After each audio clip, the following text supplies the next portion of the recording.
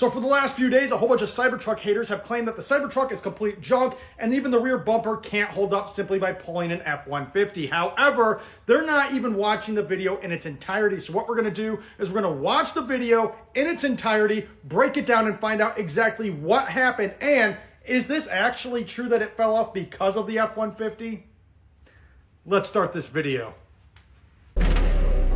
Now it's time for the pothole test, which is why we have these 6 foot tall culverts. I'm 7 foot tall. You're not 7 foot tall. The trucks are gonna come up the ramp, and that's easy, you know? Then they're gonna fall into these giant ruts every time. We don't have a ramp on this side, so it's just gonna fall off. This is gonna suck. Oh. We're gonna go one more, and then we gotta send it, okay? Critical steering issue detected. There it goes. Here we go.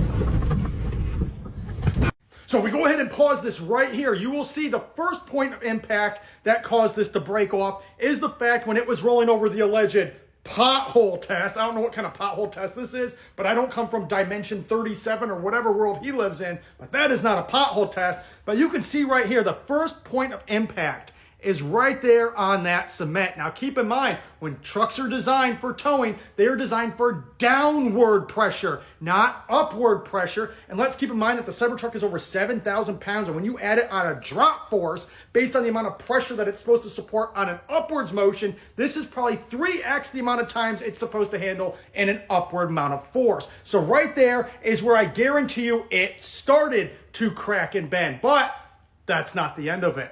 Roll it. Now pause it again right there. So not only did it already hit triple the amount of upward pressure force on it the first time, now it's about to hit that second piece of cement. Now keep in mind that as soon as that thing is about to hit to the second, I put it in a Final Cut Pro X, to the millisecond is when they cut it away, because they very well know that this double hit on upward force is exactly what caused that thing to break off from the frame. And yes, it's not just the rear bumper, it was actually attached to the frame, a part that actually broke apart. But that's not where it broke apart in our eyes, visually. But this is exactly what took out about 90% of that rear bumper. Now, let's continue on with this clip. This is gonna hurt, man. No. Ow! It felt like we just blew a tire. Oh my God. All right, we're screwed.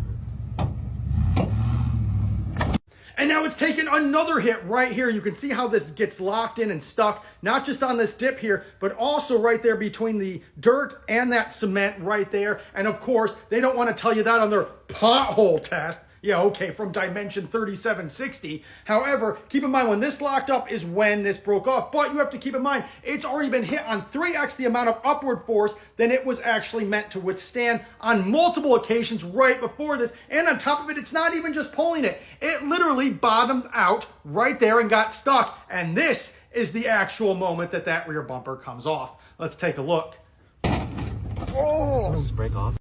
So as you can see, no, it wasn't just simply pulling an F-150 and the bumper fell off and detached from the frame and body itself. It was actually hit with 3x the amount of upward force than it was meant to. Again, trailers are meant to push down, all right, on that hitch.